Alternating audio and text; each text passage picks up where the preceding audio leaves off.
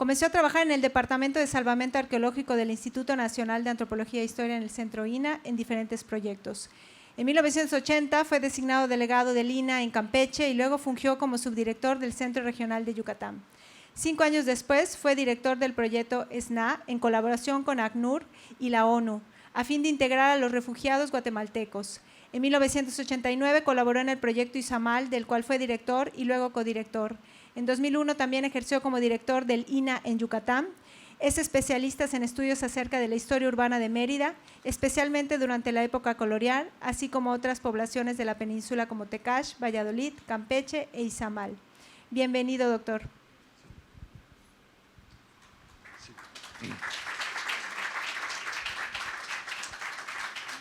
Sí, muy buenos días. Primero agradecer la invitación por parte del comité para participar en el simposio y al público su agradable presencia. La ciudad de Mérida, pienso que al final de la época colonial, a principios en los primeros años del siglo XIX, llegó como una etapa de madurez y que de ahí arranca el gran desarrollo que después tendrá la ciudad en el siglo XIX y en el XX. Yo me voy a referir a la etapa previa y cómo pudo Mérida lograr esa etapa de madurez a principios del siglo XIX. No hay que olvidar que durante prácticamente 1000 años el norte de la península de Yucatán estaba dividido en pequeños señoríos, ¿sí? Y controlados por ciudades importantes como fue Ixcancijó, que era donde después se asentó Mérida, o fue Izamal, o fue Oxquintó, o fue Ecbalam. Cada una de estas grandes sitios arqueológicos tenían bajo su control a numerosa población y controlaban una parte del territorio del norte de la península de Yucatán. De Ixcancijó, desafortunadamente, pues los monumentos han desaparecido prácticamente todos. Sin embargo, por ejemplo, se conserva este dibujo que hizo Diego de Landa en el siglo XVI y que nos muestra uno de los grandes edificios que habían en la ciudad y que fue donde luego se asentó el convento de San Francisco y luego posteriormente la ciudadela de San Benito. De este edificio hay descripciones tanto del siglo XVI como de posteriores, porque finalmente los últimos remanentes del edificio desaparecieron a mediados del siglo XX. Sin embargo, para tener una idea de la grandeza de este edificio, podemos pensar que aproximadamente tiene un parecido muy grande a lo que sería el cuadrángulo de las monjas de Uxmal.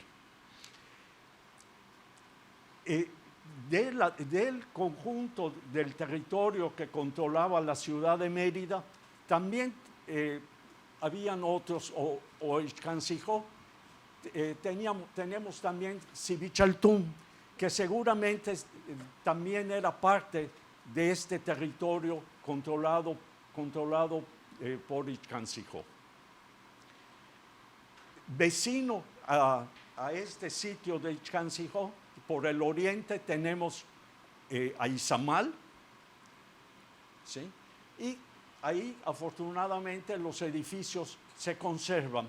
La frontera entre el territorio de Izamal y el territorio de Ixcancijó, se puede más o menos precisar que pasaba muy cerca de la población actual de Tixcocop, o mejor podríamos pensar de Cmul, y cerca, lo interesante es que en esta frontera encontramos a dos sitios arqueológicos que presentan murallas y fortificaciones en cada uno de ellos. Tanto en Cucá, que es lo que pensamos que debió de haber dependido de Ixcancijó, como del sitio de ruinas de Aké. Ambos sitios están amurallados, lo que nos habla de que había una relación difícil, una relación de conflicto entre estas dos entidades políticas. Y es muy probable que el origen de este conflicto haya sido nada menos que Chichén Itzá, que Chichén Itzá se había asentado, los itzáes habían llegado y se habían asentado muy cerca del sitio de Ekbalam, y que aproximadamente hacia el año 900 lograron conquistar y dominar Ekbalam, y después, de acuerdo a las crónicas y de acuerdo a los vestigios arqueológicos, los itzáes emprenden una campaña de conquista a través de toda la península de Yucatán y logran conquistar Izamal y logran tener una presencia y un dominio también en Uxmal y en numerosos sitios, y lo más probable es que prácticamente el norte de la península de Yucatán por primera ocasión quedó bajo el control de un solo grupo y de una sola ciudad, que en este caso fue Chichén Itzá.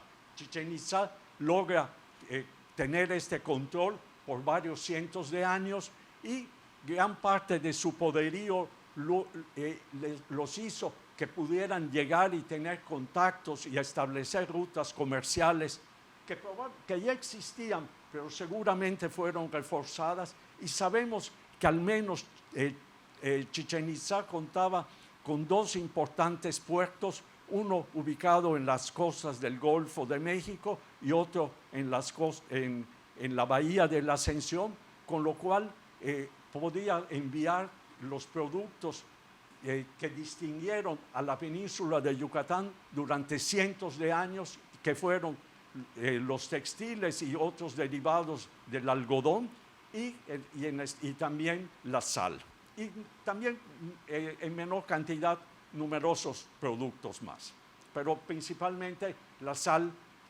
y el algodón.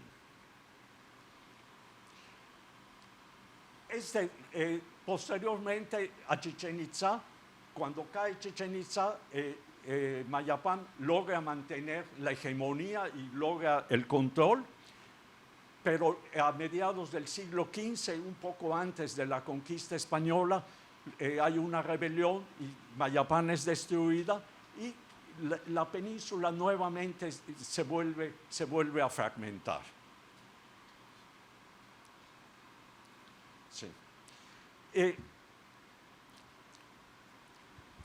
Cuando llegan los españoles, el panorama de lo que era el antiguo Ixcancijó estaban los grandes edificios todos abandonados, pero habían pequeñas aldeas, pequeños caseríos en torno, algunos asentados seguramente entre algunos grupos de los vestigios arqueológicos, de tal manera que cuando llegan los españoles y se establecen en lo que es actualmente el centro de la ciudad, que en esa época comprendía aproximadamente unas 20 manzanas, y en torno a estas 20 manzanas se establecen los barrios de la ciudad, que eran especie de pueblos que dependían de un cacique que estaba bajo el dominio y el control de las autoridades españolas.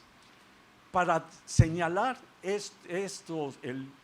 lo que era la división entre el centro de la ciudad y los barrios, se construyeron estos arcos, de los cuales solamente se conservan 3, pero que llegaron a haber aproximadamente 14 de estos arcos. Y estos arcos señalaban la división entre los barrios y el interior o el centro de la ciudad. Así surgieron los barrios más antiguos, como San Cristóbal o Santiago, Santana, luego también San Sebastián, y en un origen, en un principio, también Santa Lucía y San Juan fueron parte de estos barrios que con el crecimiento del centro fueron siendo desplazados.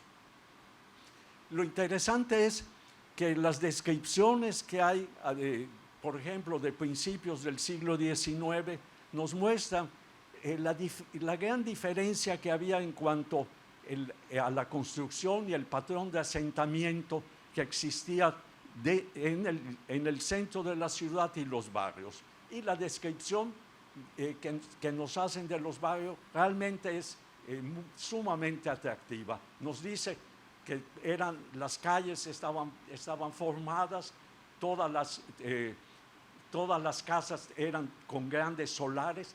La mayor parte, aproximadamente todavía en 1850, aproximadamente el 60% o más de las casas de la ciudad de Mérida eran construcciones con techo de paja. La mayoría, muchas de ellas eran con paredes, lo que se llama casas de ripio, pero la mayoría de las casas de la ciudad eran techos de paja. Entonces, en medio de estos grandes solares de los barrios, que todos formaban una gran arboleda, porque como parte de la tradición maya, había esta idea de que dentro del solar donde se asentaban las casas, donde se asentaban los hogares, tenía que haber prácticamente una huerta dentro de los solares. Entonces, realmente la descripción que nos hacen es muy bonita. Y tenemos aquí, por ejemplo, una vista del barrio de San Sebastián, todavía esta fotografía hacia 1930. Nosotros podemos ver todas las albarradas, los ripios y las grandes arboledas que aún permanecían. Y esta es una ilustración de 1860, también de uno de los barrios de la ciudad, donde nos está señalando la presencia de uno de los primeros árboles de tamarindo que hubo en la ciudad de Mérida, que era ya un árbol enorme y que nos hace pensar que la llegada del tamarindo a Yucatán debió de haber ocurrido a principios del siglo XIX. Pero vean esta imagen, y esta imagen era lo que podíamos encontrar prácticamente en todo Yucatán, en toda la península. Este era el tipo de poblaciones que habían en ese momento. ¿Sí? Bueno, durante la época colonial la ciudad se fue consolidando, pero me voy a referir en especial al gobierno de don Benito Pérez Valdelomar, que llegó a Yucatán como gobernador en 1800 y estuvo 10 años gobernando Yucatán.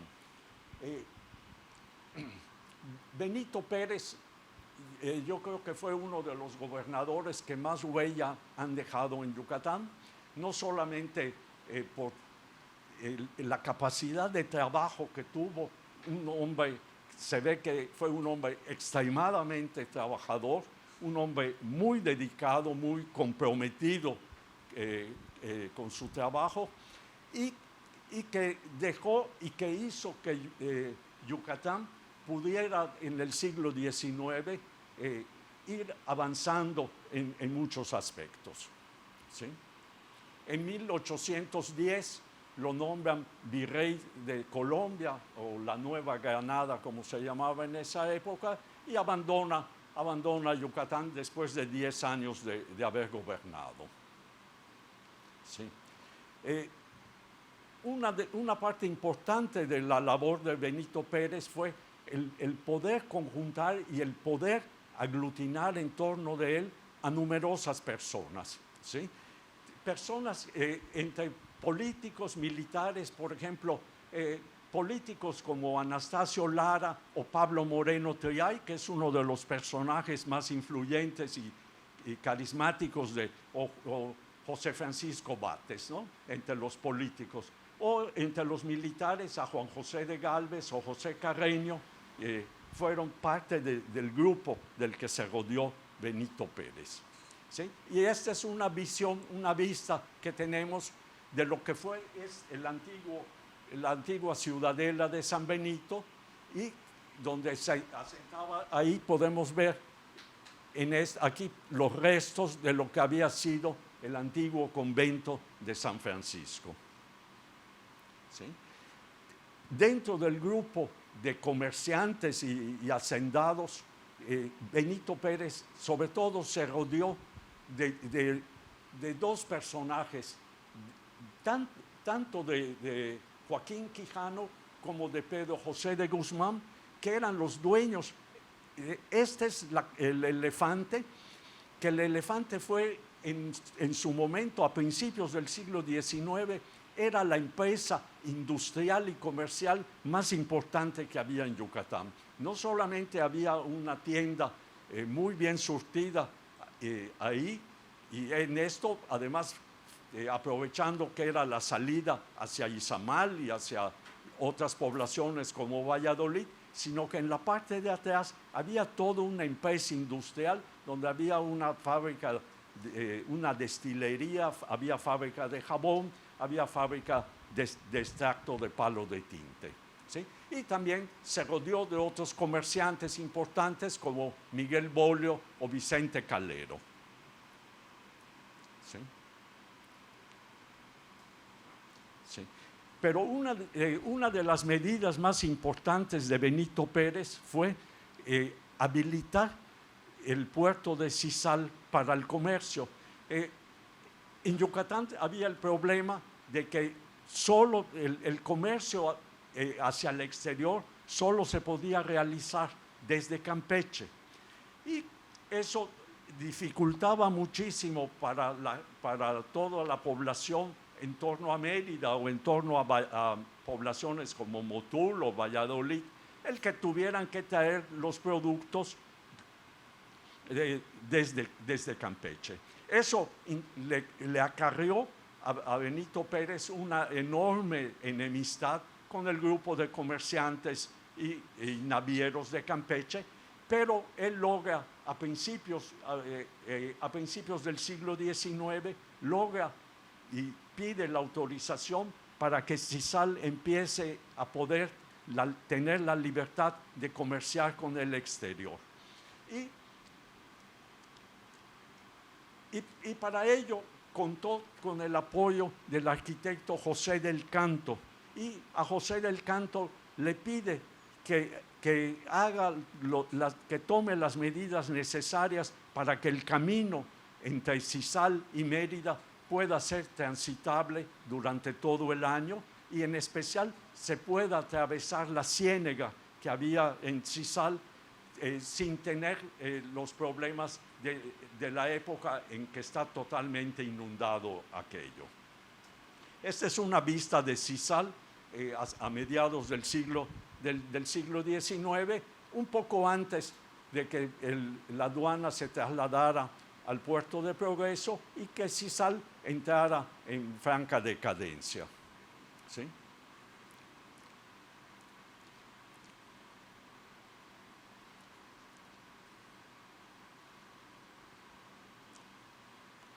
Lo interesante es que en esta obra del camino de Cizal, Benito Pérez estuvo no solamente interesado en el camino de Cizal, sino también en el camino. Él concluye el camino que iba a Valladolid, y en Valladolid se puso una placa durante su gobierno de que la obra del camino de Mérida a Valladolid también se había concluido. También el camino que iba hacia la sierra, es decir, hacia la zona de Tecash, también se avanzó muchísimo en la obra, y se lo fue encomendando a diferentes personas, pero el interés primordial estuvo en el camino a Cizal, donde Benito Pérez directamente él se fue a Sisal y le dio las instrucciones al arquitecto Canto de cómo debía de construirse, y curiosamente la forma en que se lo dijo a Canto es prácticamente igual a la forma en que se siguieron construyendo los caminos durante prácticamente 200 años en Yucatán.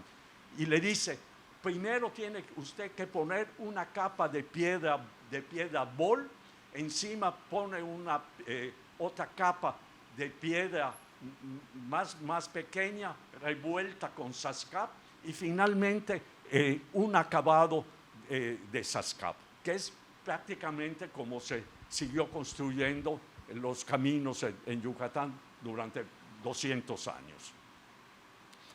Ahora, dentro de la ciudad de Mérida, la obra de Benito Pérez se reflejó también, por ejemplo, en el barrio de Santiago quedaba uno de estos grandes edificios que en esa época lo veían como un estorbo al crecimiento de la ciudad. Este monumento se encontraba ubicado en la calle 50 con la calle 67 e interrumpía todo el paso de la calle 50. Benito Pérez dio las instrucciones de que se rompiera un paso partiendo el montículo, el edificio y la gente pensó que la obra había sido de tal magnitud y de tal importancia que a esa calle y a esa esquina se le llamó la esquina del imposible y se venció, ¿sí? Para dar a entender lo trabajoso que había sido realizar esa obra, ¿sí? Y curiosamente a don Pablo Moreno Triay, que era una de sus personas de confianza, le pide que siga avanzando en la construcción de las casas reales, que equivalía en esa época al palacio municipal del pueblito, que así se consideraba que era un pueblo, del pueblo de San Cristóbal, ¿sí? Las casas reales de San Cristóbal que estaban ubicadas precisamente en el cruce de las calles 50 con 67.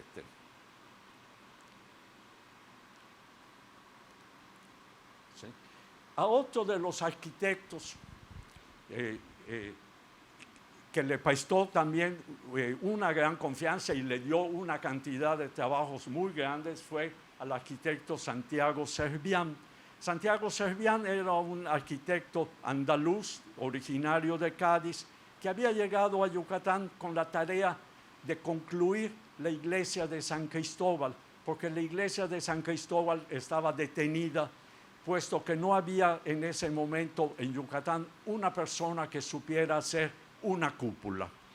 Y traen a Santiago Servián, y él hace la cúpula de la iglesia de San Cristóbal, y ahí pone Santiago Servián su nombre y dice que en el año 1798 se había concluido la cúpula y la iglesia de San Cristóbal. Pero sobre todo es el obispo Esteves y Ugarte quien le encomienda también en muchas obras, entre ellas esta obra y los jardines de esta casa, que era la casa de la quinta del obispo, que ahora la conocemos como la Casa de la Cristiandad o San Pedro Chucuachín. Y también a Santiago Servián le van a encomendar numerosas obras. Por ejemplo, a Santiago Servián le pide que haga el trazo de la plaza de Santa Lucía y que le dé forma a la plaza, de tal manera que lo que nosotros estamos viendo no fue totalmente hecho por Servián, pero sí el trazo y la cuadratura de la plaza de Santa Lucía de Mérida se debe al arquitecto Servián, pero donde también podemos encontrar mucho de la obra de Santiago Servián es en Izamal.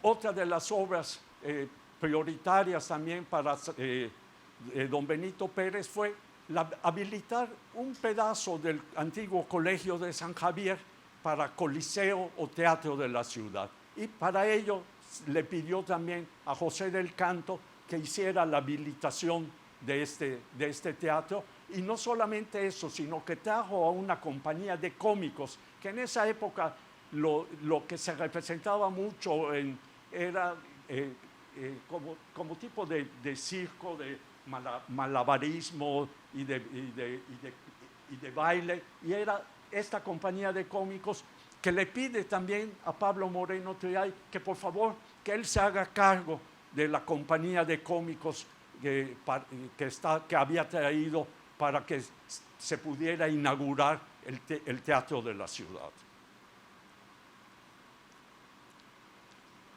¿Sí? Bueno, participó también, daba instrucciones continuamente respecto al arreglo de las calles, al deshiervo, pero otro de los logros de la época de Benito Pérez es que en esa época se estableció el primer sistema de recoja de basura público que hubo en Mérida, ¿sí? Nosotros vemos aquí, esta foto es de 1905, 7 aproximadamente, y nosotros vemos a uno de estos carros que seguramente no es porque este se ve como ya muy grande, pero seguramente era algún tipo como de carreta adaptada para la recoja de la basura, ¿sí? Y a nosotros aquí vemos al personal, ¿sí? A todo el personal encargado en esa época de la recoja de la basura, que fue uno de los primeros servicios públicos que se pudieron establecer en Mérida. ¿Sí? Y ya para concluir, el interés de Benito Pérez por la cuestión de la salud, ¿sí? Primero, cuando él llega, era costumbre que en todas las iglesias de la ciudad, en especial en la catedral, los entierros se efectuaran en el interior de las iglesias.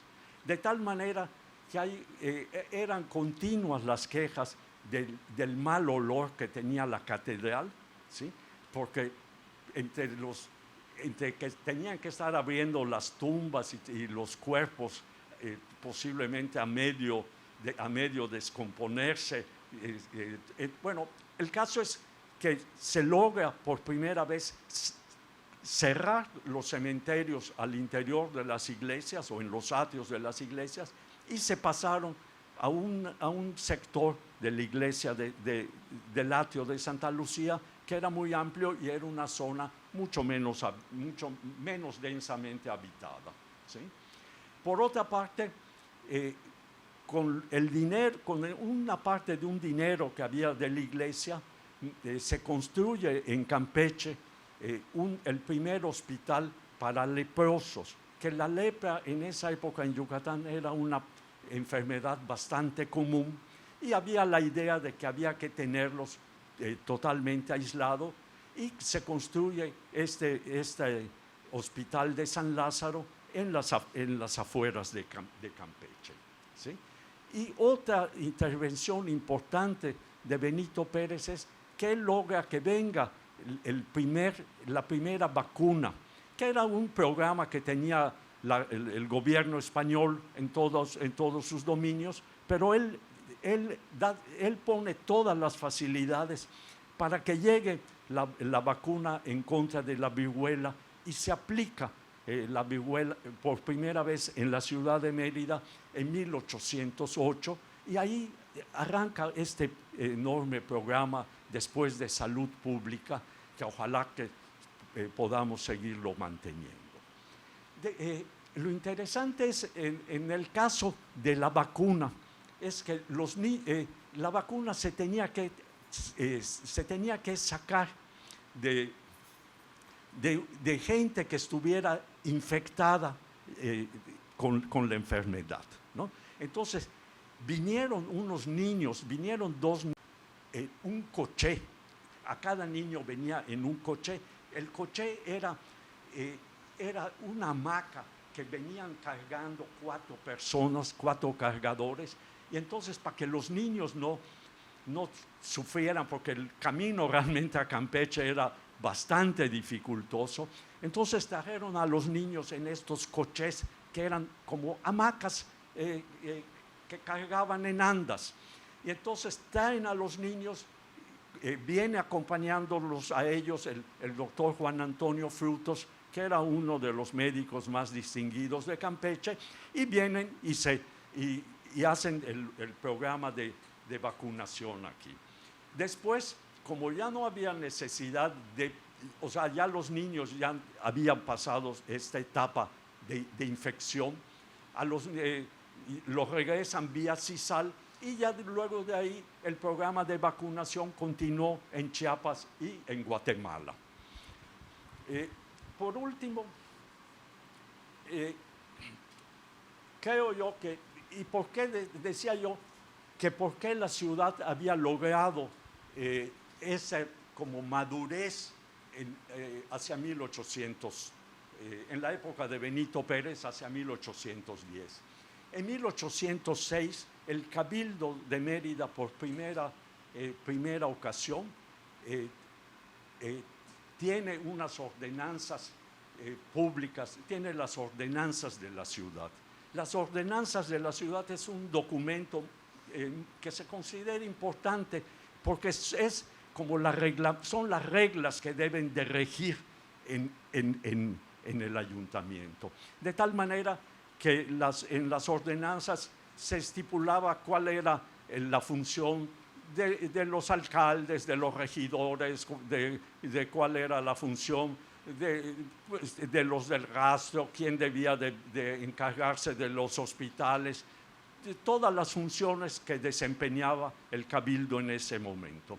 Desafortunadamente, para Mérida, no conozco el documento de las ordenanzas, al menos aquí creo que está perdido.